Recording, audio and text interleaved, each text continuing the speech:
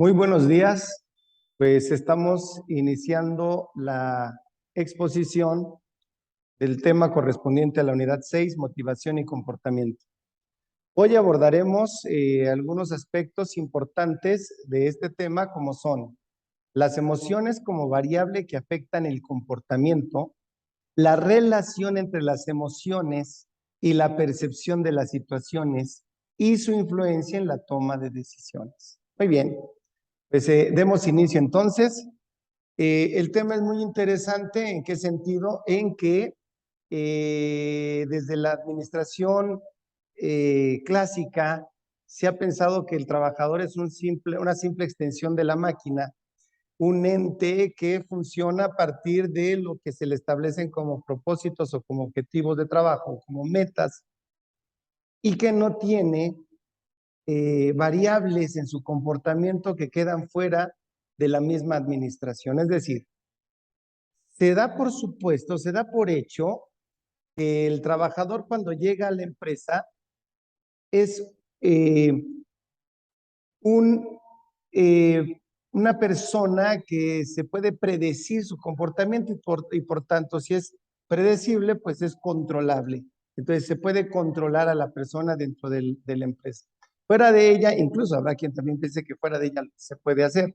Sin embargo, existen elementos que forman parte de nuestro atributo como humanos, donde es muy complicado poder predecir o poder controlar todas las variables que inciden en el comportamiento del hombre. Y en este aspecto que nos estamos enfocando básicamente a la toma de decisiones. Muy bien, pues vamos a dar inicio entonces. Vamos a arrancar primero por hablar de las emociones. ¿Qué es una emoción? Esta pregunta es muy interesante porque se piensa que las emociones son algo que el hombre decide. Vamos a analizar. Una emoción es un proceso. Ok, ya con esta palabrita nos cambia todo. Ser un proceso. ¿Qué significa? Que tiene un inicio, desarrollo y desenlace. No es un acto único, un acto que surge de la nada, sino que lleva involucrado un conjunto de elementos que le van conformando a lo largo de su desarrollo y de su consecuencia. Una emoción es un proceso, pero es un proceso no activo, sino reactivo. Por lo tanto, es un proceso que se activa, no solo requiere de un elemento que lo detone. Es un proceso que se activa cuando el organismo detecta algún peligro. Y esta parte del peligro es muy interesante. Se ha hablado acerca de que a nivel emocional, estos peligros, amenazas o desequilibrios no son necesariamente o no son racionalizados. En alguna ocasión escuché por un programa de radio que un estudiante de preparatoria, cuando se enfrenta a un examen determinante, único, final, un examen de alguna materia que le es determinante en su historia académica, llega a generar emocionalmente tal descarga que podría asimilarse a una persona que lo está persiguiendo un león. Uno va a pensar, bueno, pero es absurdo. Un examen es un examen y un león es un león.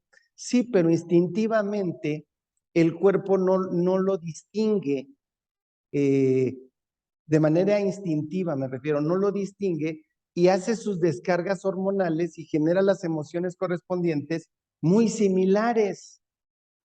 Bueno, pues una causa de la muerte actual es el estrés, con sus consecuencias en el corazón, por ejemplo, con sus consecuencias en el cerebro. Y uno diría, bueno, pero caray, es un trabajo, es un examen, ¿por qué no puedo dormir? ¿Por qué no estoy comiendo? ¿Por qué me enfermo? Es que el instinto no racionaliza. Esta respuesta hormonal no racionaliza. Ya una vez emergida la emoción, entonces racionaliza. Bueno, eso lo vamos a ver más adelante. Entonces, es un proceso, decimos que es reactivo. La emoción responde ante un fenómeno. ¿Qué decíamos? Pone en peligro, amenaza o desequilibra mi entorno, mi yo con el ambiente. Y en ese momento, ¿qué hace el organismo? Va a tratar de estabilizar la situación o la va a estabilizar, no va a tratar, la va a, bueno, se trata de estabilizar y se logra, pero en ocasiones es tanto las descargas de amenazas y el organismo tratando de equilibrarse, desequilibrio, equilibrio, desequilibrio, equilibrio, que llegan a generarse fenómenos como el burnout. Termina la persona quemada como una máquina, como un carro que lo pongo en primera y lo freno, lo prendo, lo prendo, lo prendo, lo freno. Llega un momento en que pues, se echa a perder. Algunas de las reacciones fisiológicas, y aquí tendríamos que explicar que la emoción es fisiológica como tal, pero su origen puede ser un origen meramente fisiológico o puede ser un origen comportamental. Todo genera en comportamiento, pero puede ser innato, o sea, nazco con esta, bueno, de ahí se habla de, por ejemplo, del temperamento, nazco con esta forma de confrontar el riesgo, la amenaza, el desequilibrio, pero también lo puedo aprender. Es innato, pero también puede ser adquirido. Explico. Mucha gente, por ejemplo, le tiene mucho miedo a los juegos mecánicos. ¿Se nace con ello o se adquirió a través de la educación y la socialización? Puede ser que mis padres me hayan enseñado que los juegos mecánicos son malos, que se puede morir uno, lo vi en un documental, y eso va adecuando mi percepción del entorno y va a determinar esta reacción. Habrá personas que pues estén acostumbradas a los juegos mecánicos y no pasa nada si los ven. O una persona que le encanta nadar, ve el agua y está feliz, emociones. O veo el agua y entro en pánico, en miedo. Todo depende también de los grados de educación, la forma más bien como me he sido educado o socializado. Un niño que viva junto al mar seguramente no tiene mayor problema con el agua. Un niño en la ciudad posiblemente lo tenga. Y así son sus respuestas. Para un niño que vive todo el tiempo junto al mar, no le provoca ninguna amenaza el entorno de estar junto al agua. Un niño que vive en la ciudad, en un departamento, pues puede ser que sí le provoque una reacción. Pero un bebé recién nacido seguramente no va a tener esta diferencia. Quiere decir que no es lo innato, sino lo adquirido. Pasa con la comida, por ejemplo. Hay personas que le tienen repulsión a ciertas comidas y no a otras. Puede ser innato, por ejemplo, cuando la comida está en descomposición, pero puede ser adquirido cuando es simplemente que a mí no me gusta el hígado encebollado. Entonces, unas se aprenden por experiencia directa, ¿no? Por ejemplo, comí hígado encebollado y me enfermé. Otras puede ser por observar a las personas de nuestro entorno. Cuando todos dicen, no, no, no, qué asco el hígado encebollado, lo voy aprendiendo. Y estos aprendizajes hacen que el organismo, es muy interesante, esta parte reactiva del organismo está en función de un procesamiento de costumbre muy extraño, bueno, no extraño, sino muy interesante, sería cómo el organismo se predispone a comprender lo que es el riesgo, se predispone a ubicar cuando está en desequilibrio. Y esto tiene mucho que ver también con el temperamento y el carácter. Muy bien. Las emociones son propias del ser humano. Se clasifican en positivas y negativas en función de su contribución al bienestar o malestar. Ojo, tener una adversión a un alimento sería una emoción negativa. Estar feliz por un evento sería una emoción positiva. Sin embargo, las dos le sirven al sujeto porque le van a permitir responder y conservarse protegerse. Por ejemplo, si me da asco un alimento echado a perder, asco, esta emoción me prepara para no comérmelo. O sea, esta emoción negativa me está protegiendo de no consumir. Si de repente veo una calle oscura y veo gente al fondo y me da miedo, es una emoción negativa, pero que me está protegiendo para decirme, ¿sabes qué? No te vayas por ahí. Una emoción positiva como la felicidad me sirve, como lo veremos un poco adelante, lo veremos más adelante, me sirve para buscar continuamente ese tipo de situaciones que me generan estos estados de tranquilidad, de felicidad, de confort. Pero finalmente todas las emociones nos sirven. Aquí tenemos las diferentes tipos de emociones, las básicas. El miedo, miedo. ¿Qué es el miedo? Lo voy a leer, es una anticipación de una amenaza o peligro, que puede ser real o imaginario. Por ejemplo, cuando voy al cine y me espanto con una película de terror, realmente no existe esa amenaza real, es imaginaria, que produce ansiedad, incertidumbre, inseguridad, pero el miedo sirve, sí, claro, el miedo tiene una función. El miedo sirve para apartarnos de los peligros y actuar con precaución. Como decíamos hace rato, todas las emociones tienen una utilidad. La sorpresa se define como el sobresalto, el asombro, el desconcierto. Siempre es transitorio. Una sorpresa es transitoria. No puedo vivir eternamente sorprendido. Es de momento. Pero se generan un conjunto de hormonas que en esta sorpresa me ayudan a qué? Me ayudan a orientarme a saber qué hacer ante una situación nueva. La aversión, el disgusto o asco nos produce para rechazar aquello que, o alejarnos de aquello que puede provocarnos un problema. La ira, que es la rabia, el enojo.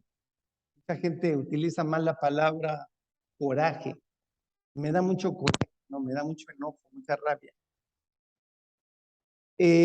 Nos sentimos amenazados con algo a alguien y esta emoción nos permite porque nos adapta.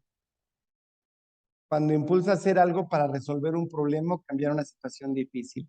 La alegría, sensación de bienestar, seguridad. ¿Para qué nos sirve? Para reproducir ese tipo de situaciones. Entonces, por ejemplo, si a mí me da felicidad terminar una tarea, bueno, ya estoy predispuesto a cumplir con esas actividades porque me dan y me reproducen una situación de bienestar. La tristeza, que es la pena, el pesimismo, ¿para qué nos sirven? Fíjense qué curioso, la tristeza nos sirve para pedir ayuda, para buscar a los demás. Qué interesante. Muy bien.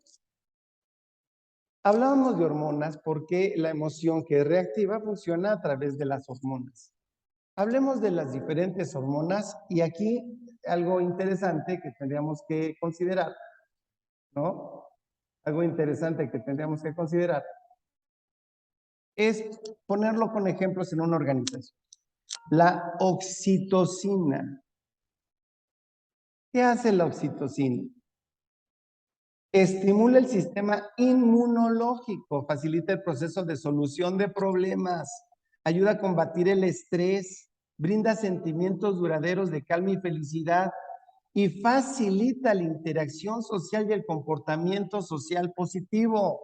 Por lo tanto, ¿qué pasa si a un empleado en su ambiente le rodeó de condiciones que de manera reactiva el organismo genere la oxitocina? En este estímulo del ambiente produzca y, ¿cómo decirlo?, difunda, comunique, extienda la hormona de la oxitocina. ¿Cómo van a estar mis empleados? Felices. La administración clásica me enseña a gritar. Cuidado, el jefe viene enojado, no le hables. Eso ya es de principios del siglo XX, por Dios. Ya no funciona. No funciona ni en la productividad del empleado. No funciona. Ahora entendemos. Cuando yo le grito al empleado, cuando lo amenazo, cuando le digo lo hiciste mal, cuando lo exhibo delante de los demás, cuando le digo, mira, tú no eres tan bueno como crees, estoy cancelando que el organismo tenga en esta reacción a ese evento, tenga el disparo de las hormonas de oxitocina. Esto no es magia. Y al quitarle la oxitocina, se nos va a enfermar. Fíjense qué curioso. Hay una estadística donde se menciona, la leí hace mucho tiempo, que los empleados normalmente se enferman los lunes. ¿Por qué? Por el rechazo al trabajo.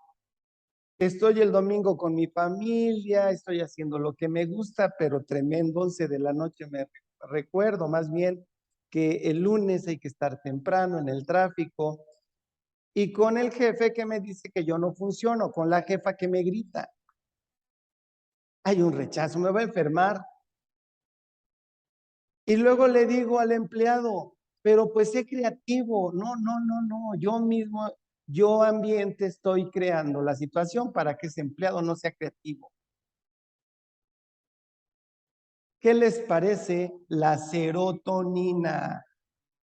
Se asocia con los sentimientos de confianza, alta autoestima. A ver, perdón. Tengo una frase que yo creé hace mucho tiempo, que dice así, la inventé hace mucho. En un proceso de evaluación, cuando media, o sea, está mediando, está entre uno y otro, cuando media una relación de poder, el evaluado necesariamente va a salir mal. ¿Cómo? En una evaluación donde media una relación de poder, el evaluado siempre va a salir mal. Necesariamente. Y cuando uso la palabra necesariamente es porque ese resultado negativo tiene una función. ¿Qué pasa si le digo al empleado, oye, te evalué y por Dios, saliste mejor que yo? Es más, tú deberías dirigir. El empleado está recibiendo unas descargas de serotonina impresionantes. ¿Sí me explico?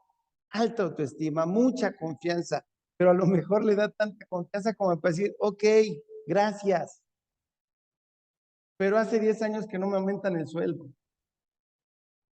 Yo quisiera gestionar mejoras laborales. Ah, no, mejor que les parece, amigos míos.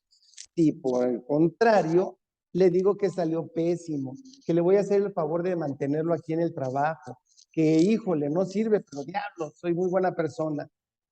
¿Qué va a pasar con su autoestima al suelo? Al suelo.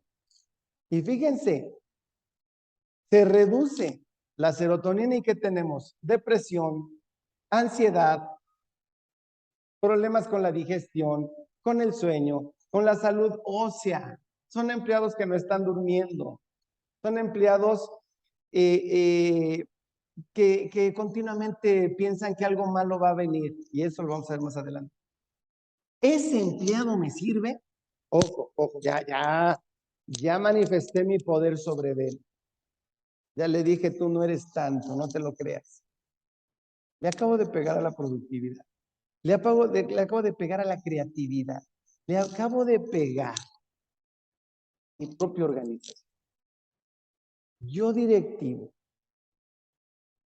le pego al empleado y viene un efecto de rebote. Ese empleado que pudo haber hecho 20,000 cosas más, yo le estoy generando ese ambiente que lo que va a provocar, que va a tener un empleado deprimido. Adiós creatividad. Dopamina. Dopamina, la responsable del comportamiento impulsado por la recompensa y las actividades de búsqueda de placer. Brinda gratificaciones instantáneas, tanto que son adictivas. Sus niveles deben mantenerse regulados, pues los bajos niveles de dopamina se asocian con habilidades motoras y trastornos del estado de ánimo y del sueño. Alguna vez me cuestioné, a todos los que estamos aquí trabajando, nos dijeran, duérmanse. ¿Saben qué? Vamos a tomarnos una hora para dormir. ¿Cuántos se dormirían? Yo pienso que todos. Vivimos con sueño. Eso es un hecho. El sistema basado en la compraventa de mercancía hace que ya no existe el tiempo. Yo a cualquier hora del día y de la madrugada prendo la televisión y hay algo. En las redes hay algo. El horario desapareció. Sin embargo, cuando me tengo que levantar para ir a trabajar, mi cuerpo está agotado. Mi cerebro está agotado, no el cuerpo, el cerebro. Y necesito de un despertador. Y pongo 6 tiempos del despertador para poderme levantar. ¿Qué está pasando? Los ambientes no están siendo propicios. Los ambientes, los terrenos que generan estas reacciones del organismo. Sueño. Pero los altos niveles de dopamina pueden llevarnos a la manía, las alucinaciones y comportamientos impulsivos. Aguas. Cuidado. ¿Qué les parece la endorfina? La endorfina, pues es nuestro analgésico natural y nos ayudan al dolor físico y emocional. Es muy parecido a la familia del opio. Sirve la endorfina si nos relaja, nos descansa. Aquí estamos dando muchos tips para generar climas laborales. El cortisol. Esta hormona activa la producción de adrenalina y ya saben qué pasa con la adrenalina. Si tenemos niveles bajos de adrenalina y desánimo, cansancio, te quiero aquí 20 horas, ¿qué hago? Nada, pues ahí quédate. Salgo cansado, salgo molesto, pero si cargo de más, entonces taquicardia y nerviosismo. Por eso los ambientes no tienen que ser tan monótonos, pero tampoco tan cambiantes. Tiroideas. Estas hormonas producen ansiedad cuando es elevado y cuando no generan depresión y fatiga crónica. A ver, yo preguntara quiénes están cansados, todos levantarían la mano. ¿Qué está pasando con el hombre? O sea, ¿qué nos está pasando, compañeros? Melatonina, la hormona encargada de regular los ciclos de sueño y vigilia. O sea, cuando estoy despierto, cuando estoy dormido, me mantiene el ciclo. Cuando estoy dormido, estoy dormido. Cuando estoy despierto, estoy despierto. ¿Puedo realmente dormirme a las 10 de la noche y levantarme a las 6 de la mañana? ¿Puedo hacerlo de corrido? Si así no funciona, la persona envejece prematuramente. Poca melatonina, insomnio. Y una persona que no ha dormido bien, ¿ven mis ojeras? Insomnio. Procesos cognitivos, la atención, la memoria, todo se me va. Conclusión en esta primera parte. A nivel organizacional, las empresas no están creando las condiciones necesarias. Digo, a lo mejor estoy aventando una hipótesis, a lo mejor de manera irreflexiva, pero en la mayoría, así ya con eso lo compongo, en la mayoría de las organizaciones no se están creando las condiciones necesarias para que exista un equilibrio entre el sujeto y su ambiente. En el momento en que no se generan esas condiciones, el ambiente provoca amenazas, provoca miedos, no miedos, no, amenazas o problemas o desequilibrios que hacen que el sujeto fisiológicamente reacciona. La reacción del sujeto está condicionada por dos lados. Por un lado, lo innato y por otro lado, lo aprendido. Hagamos un ejemplo. Se avisa que van a bajar los sueldos. Una persona que ha aprendido que el dinero es determinante en su vida, es fulminante, pues su reacción hormonal y emocional va a ser de pánico, problemas que le deben importar al directivo porque van a ser problemas que se reflejen más tarde, más temprano en la productividad, en el compromiso. Aguas. Se habla de la empresa Google, que es una de las empresas que está logrando grandes éxitos con los ambientes de trabajo, a grado que la productividad es muy alta. Aquí están las respuestas, aquí están. Ahora, un empleado donde su ambiente de trabajo le está generando desequilibrios constantes, ¿qué termina haciendo? Consumiendo medicinas. Le duele la cabeza, le dan gripas, está cansado, no puede dormirse, tuvo accidentes, está tenso. Así se vive. Andrea Sosa, 2007, y voy a leerlo porque me encantaron estos. Son 3 citas que me encantaron. Dice: un conflicto familiar, un problema amoroso conyugal, la pérdida de un ser querido, una enfermedad, pueden cambiar rápidamente nuestro estado de ánimo y pueden generar una externalización errónea de emociones. Por otro lado, el que nos den una buena noticia, el que llevemos a cabo un logro, oye, qué bien hiciste tu trabajo, te felicito. Es más, a partir de hoy quiero que tú seas quien se haga responsable de eso. Oye, qué buena propuesta, me encantó. ¿Sabes qué? Vamos a llevarla. El que llevemos a cabo un logro y el que sintamos paz internamente pueden ser causa suficiente para que nuestro estado de ánimo beneficie la externalización de nuestras emociones para con los demás y para con las actividades que realizamos diariamente. Ahí están, ahí está la balanza. Eres nefasto, no sirves. Oye, qué buenas ideas tienes. Resultado, un empleado productivo, no productivo. Y decía yo al principio que hay variables que no se pueden controlar desde la organización. Y ahí está el ejemplo. El empleado sale, pero tuvo problemas con la esposa, tuvo problemas con los hijos. ¿Qué necesita en el trabajo? ¿Más problemas o sentirse relajado en el trabajo? Pero váyanle sumando. Se peleó con la esposa, se peleó con los hijos, salió tarde, el tráfico, llegó al trabajo, ya lo regañaron. Oye, quinta vez que llegas tarde, próxima te corro. Oye, ya van 5 veces que llegas tarde, me preocupas. ¿Te puedo ayudar en algo? ¿Necesitas mi ayuda? La diferencia, ¿eh? Te voy a correr a la próxima que llegues tarde. O te invito a un café, vamos a platicar. ¿Qué te está pasando? ¿Por qué llegas tarde? Están las diferencias. ¿Y cuánto cuesta eso? Nada. ¿Y cuánto cuestan los efectos? Todo.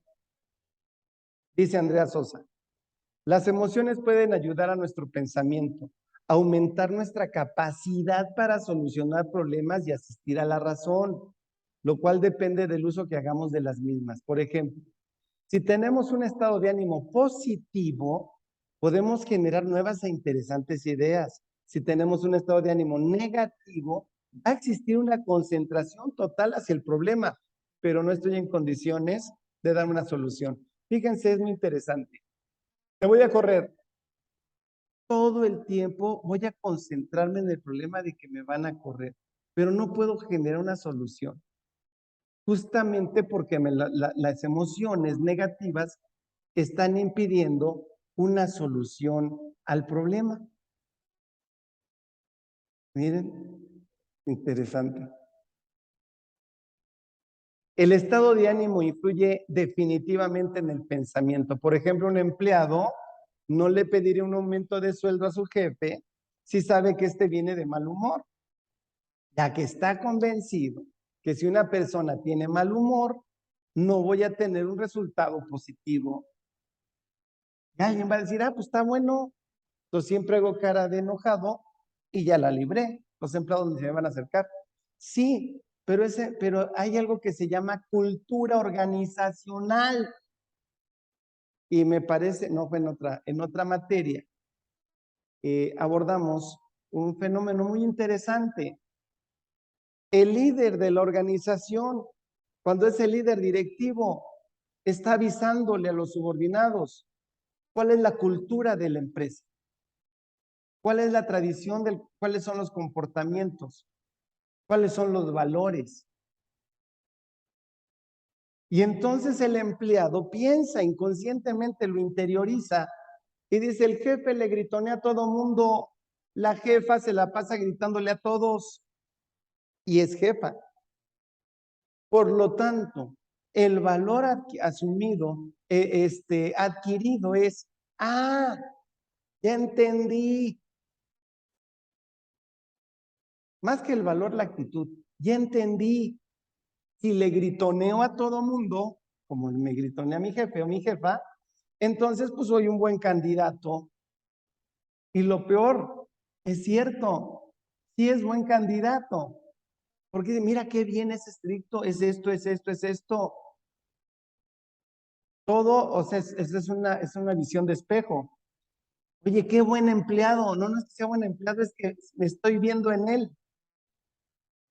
Asciéndelo porque ese estricto es muy bueno. Ahí están los valores en los que se va a basar una institución. Hablemos de la estructura de las emociones. Esto es meternos un poquito en las vísceras de la emoción.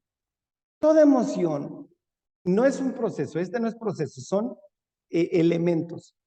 Tiene un marco temporal. Las emociones las podemos ver desde el pasado, del presente o del futuro. Tienen un tiempo. Esto se le llama metaprograma del tiempo. ¿Y a qué hace referencia? A la emoción ubica un momento. Si me está buscando, si me está correteando el león, la emoción está en el presente. Si siempre que llego al trabajo está el jefe y me grita, tenemos una proyección hacia el futuro. Mañana me van a gritar si llego tarde. O ya saben que siempre llego tarde, puede llevarme una proyección hacia el pasado. La ansiedad, por ejemplo, es una emoción que se relaciona con el futuro. Cuando tengo ansiedad, quiere decir que algo viene más adelante y algo que yo no puedo resolver. Otro elemento de la emoción es el operador. Operadores, que también se les llama operadores modales, son las órdenes, fíjense qué interesante, son las órdenes que están dentro de nuestros propios diálogos. Oye, es que necesito, me puede conducir a la desesperación. Necesito juntar tanto dinero para el próximo mes. Me va a llevar a una emoción de vinculada con la desesperación. Y una persona desesperada, bueno, actúa de maneras negativas. No soporto a mi jefe, llegará el día y va a ver de lo que soy capaz.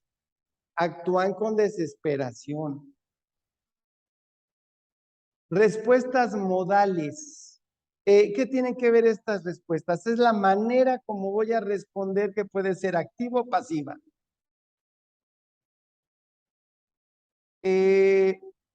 Ya me avisaron que porque siempre llego tarde me van a correr. Bueno, respuesta modal pasiva. Pues a esperar a ver qué día me corre. Respuesta modal activa.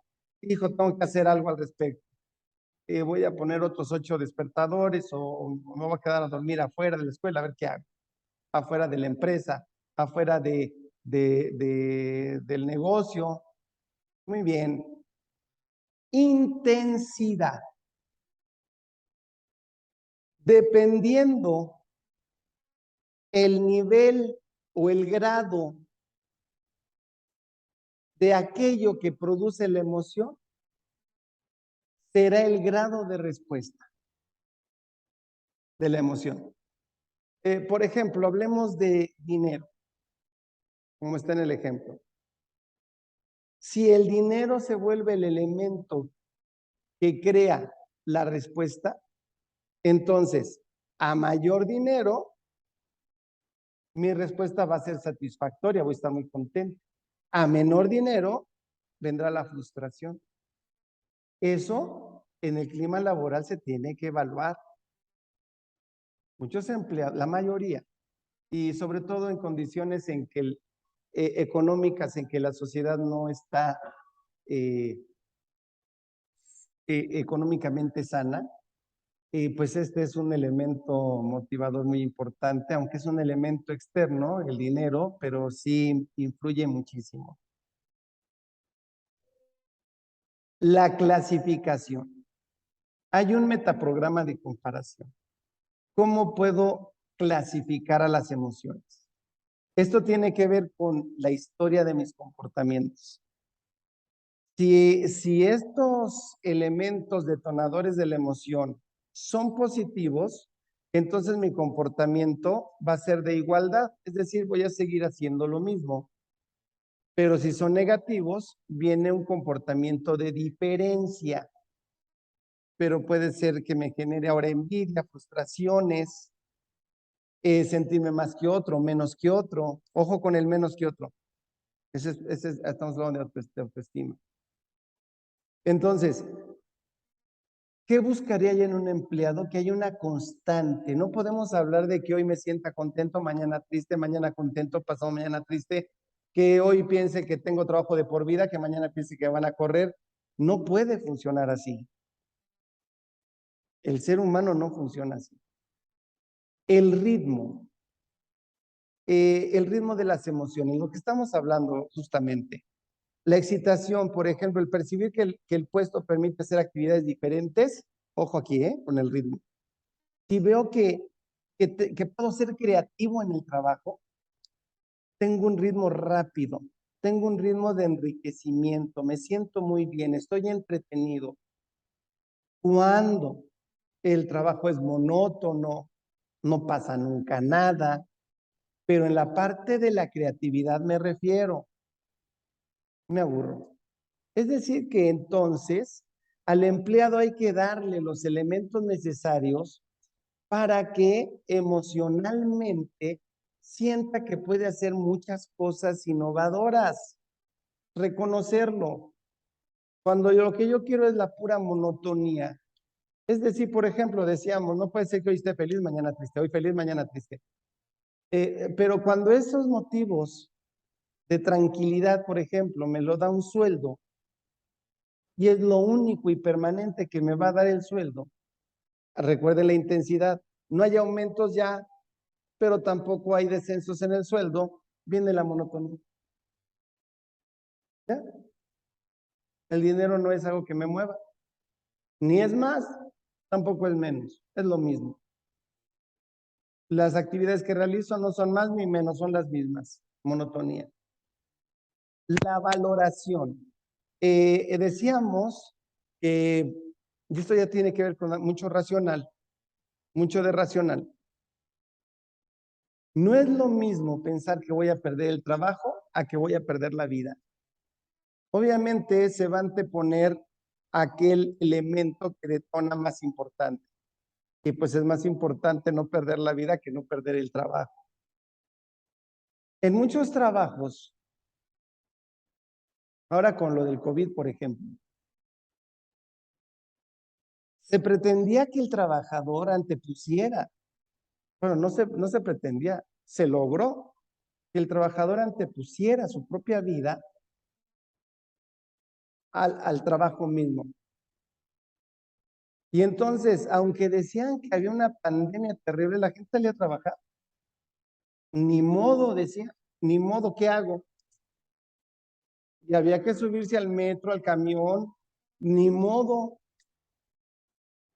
Entonces, pues en su percepción, el cerebro nos cuida mucho y pues el cerebro decía, no te preocupes, a ti no te pasa, le va a pasar a todos menos a ti. El foco de atención es la atención a la experiencia. ¿Qué me pasó y qué tanta atención tengo al respecto?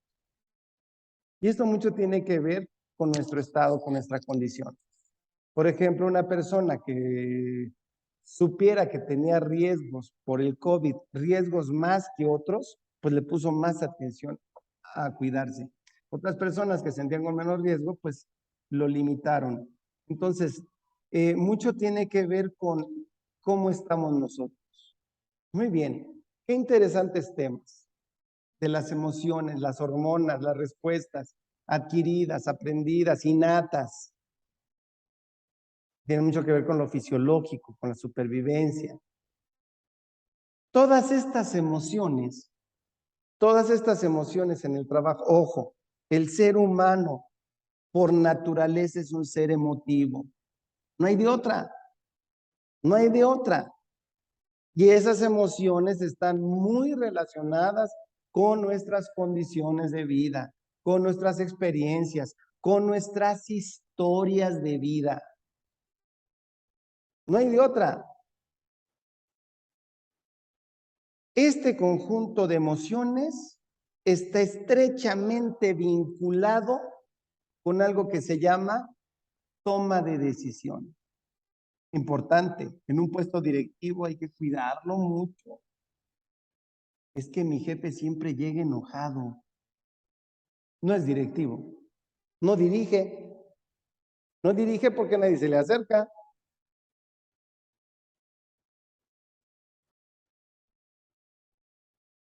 Es que cuando le digo a la directora o al director que tengo un problema, sí, claro, como siempre vienes con tus problemas.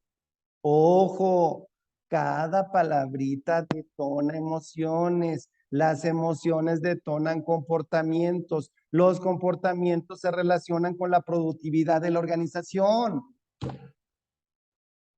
Puede ser un círculo virtuoso o puede ser un círculo vicioso. Ok. La toma de decisiones ha sido comprendida tradicionalmente como un proceso. Otra vez la palabra proceso. Nada nos cae del cielo. Todo tiene un origen, desarrollo, desenlace. Como un proceso cognitivo. Cuidado. La toma de decisiones tradicionalmente se ha visto como un proceso cognitivo. Uso la razón, uso el conocimiento. Y a través de este conocimiento, ¿qué hago? Evalúo las alternativas de una acción. Las alternativas de acción. Y una vez evalúo las alternativas de las acciones posibles ante para generar una respuesta a algo, entonces voy a estimar cuáles son las más positivas y son las que aplicaré. Existen dos teorías distintas o dos tipos de teorías. Las teorías normativas y las teorías descriptivas que me hablan de la toma de decisiones. Ojo, proceso cognitivo que me permite evaluar las posibles alternativas de acción para dar respuesta hacia un problema o hacia un evento. Cognitivo. Las teorías normativas, las teorías normativas, que también se llaman teorías tradicionales, se orientan a explicar la toma de decisiones como un acto meramente construido a partir de la racionalidad. Por ahí tenemos la teoría de elección racional, la teoría del valor esperado, la teoría de la utilidad esperada, no, la razón por delante. Sin embargo, en la realidad existe un desfase, existe un incumplimiento de la teoría. Resulta que no ocurre como tal. No siempre nuestras tomas de decisiones son desde la racionalidad. Si así fuera, seríamos excelentes. Existe otra idea. Las teorías descriptivas o naturalistas. Estas nos hablan, obviamente, sí de lo racional, pero importante. Agreguemos una palabrita nueva a esta racionalidad. Hablemos de lo emocional. En la toma de decisiones influye lo racional, sí, como lo dicen las teorías tradicionalistas, pero también lo emocional. Y lo emocional tiene que ver con las motivaciones, las emociones y el resguardo del sí mismo, el cuidarme, el protegerme a mí mismo en el momento de decidir. Y entonces aquí se rompe esta posible situación predecible de que el sujeto va a construir la decisión a partir de la mera razón.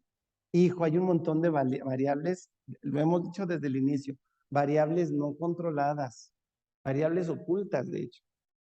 Entonces, hoy me toca decidir, pero me peleé con la esposa. Hoy me toca decidir, pero choqué.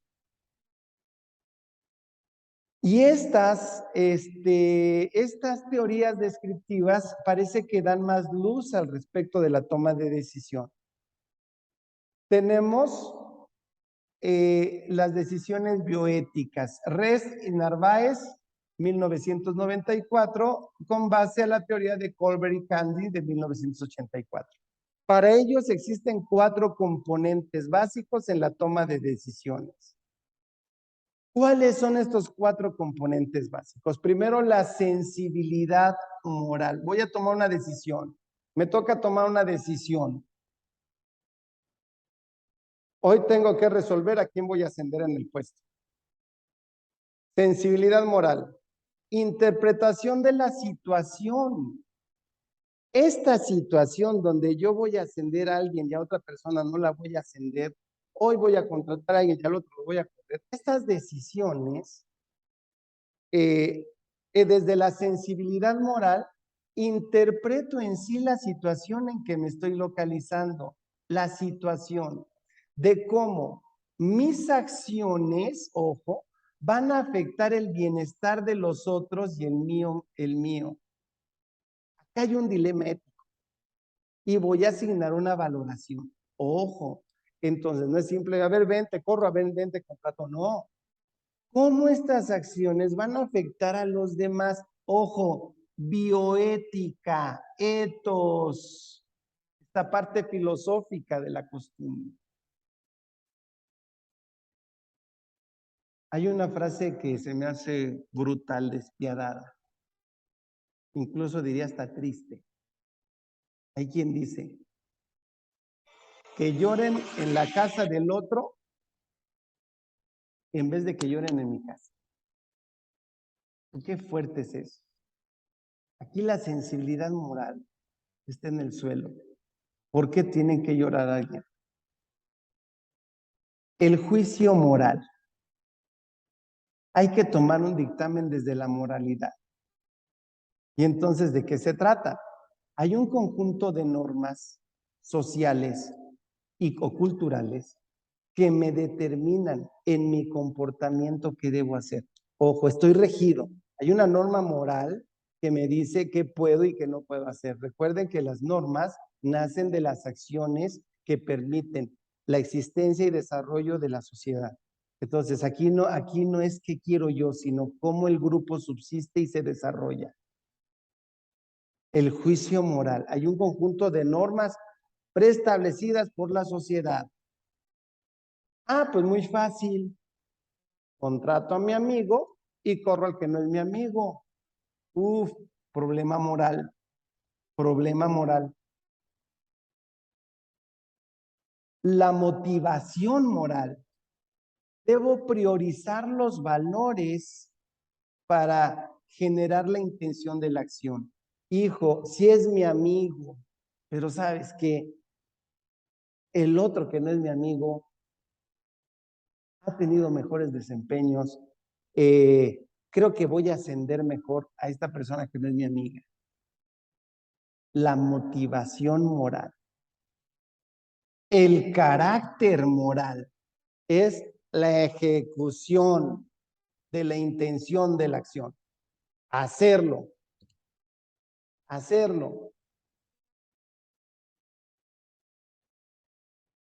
Tenemos la teoría de Bradburn del 1900. Bueno, ojo, algo que no había comentado.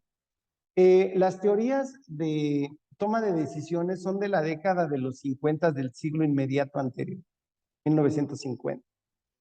Ya para 1969, 1900, bueno, de estas teorías que se conjuntan son de los 70s, 90s, que ya están enfocados desde la parte descriptiva.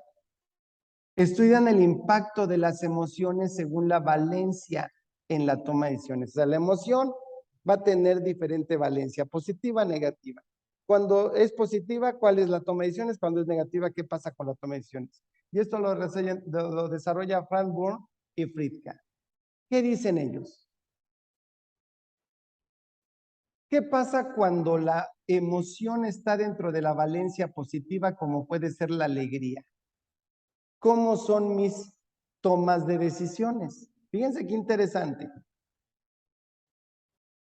Aumente el acceso de información congruente con el estado anímico.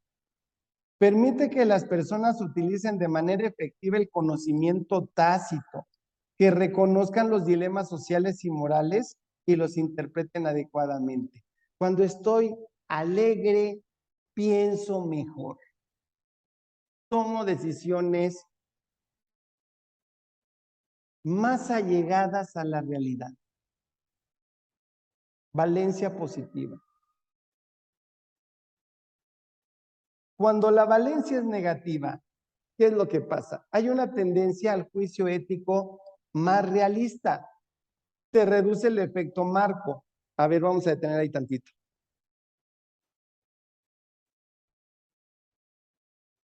Fíjense qué interesante. Cuando la valencia es negativa, entonces el juicio ético es más preciso. No, es que él también llegó 2 minutos tarde, entregó 6 segundos tarde, soy muy juicioso. Evito el efecto marco. ¿Qué es el efecto marco? El efecto marco es cuando el entorno me habla de una amenaza, yo me vuelvo conservador. Cuando el entorno es conservador, yo respondo de manera arriesgada. Ese es el efecto marco.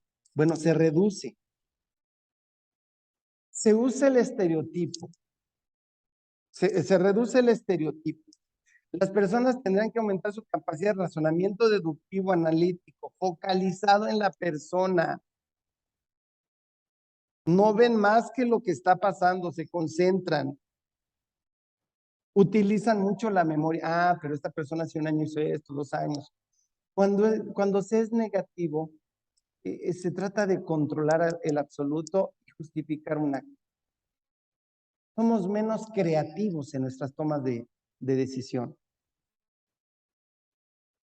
Tenemos un estudio muy interesante. Este estudio a mí me llamó mucho la atención, de Lerner y Kellner del 2000 y Gold y Savini también del 2000. Fíjense qué interesante. Las personas con miedo tienden a hacer juicios más pesimistas. Cuando tengo miedo, no, pero es que nos va a salir mal. No, seguro nos van a asaltar. No, nos va a quedar Hacienda. No sirve, no va a servir.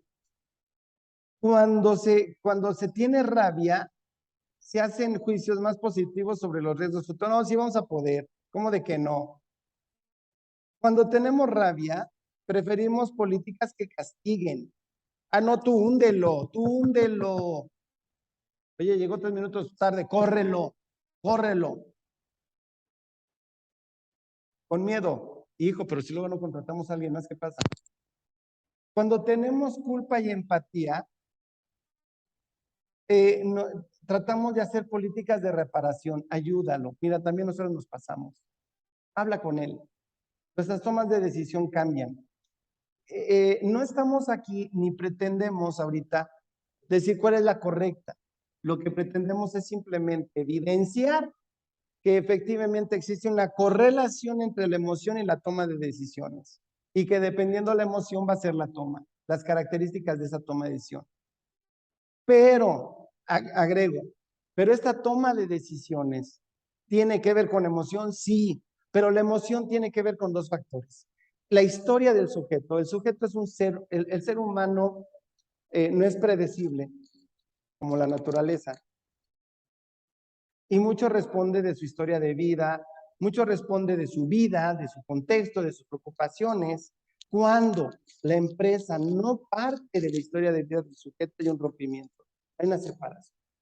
Y cuando si una empresa partiera de las preocupaciones, de la historia de vida del empleado, si la empresa partiera de la historia de vida de cada empleado, desde lo personalizado y no desde lo masivo, lo masificado, sino yo partiera de lo real y actual, de la historia de vida del sujeto, bueno, a lo mejor no entendería, pero habría una vinculación entre los ambientes de trabajo y el sujeto, historia de vida, ambiente de trabajo. ¿Pero por qué? Porque este tipo no trabaja si le doy todo.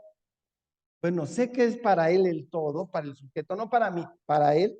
Entonces, ubicando la historia de vida del sujeto, entenderé si el ambiente de trabajo es propicio para la generación de estímulos, la generación de estímulos que en este trabajo reactivo del organismo fisiológico, pero también adquirido, en la persona se construyan, se detonen las emociones vía hormonal, se detonen las emociones necesarias, todas son buenas, pero las emociones que propicien una respuesta y un comportamiento que a la vez incida en la productividad y en el clima laboral positivo de la empresa. Por más que le grito, no entiende, pues nunca va a entender. Es que ya se lo dije 1000 veces, no te va a entender. Emocionalmente le estás poniendo en caos. Ah, entonces si le grito mucho no sirve, no. Si le digo que es mal empleado, no. Si le cuestiono todo lo que hago, no. Si soy asertivo en mis recomendaciones, sí. Si le reconozco lo que hace, bien. Que el empleado esté contento de estar en la organización, no con miedo, no con baja autoestima, no con depresión, no te duerme, se está durmiendo en cualquier lugar. Interesante este análisis. Espero, como siempre, haya sido que esté vinculado a lo que se solicitaba y no me haya ido por otros lados. Muchas gracias. Buenos días.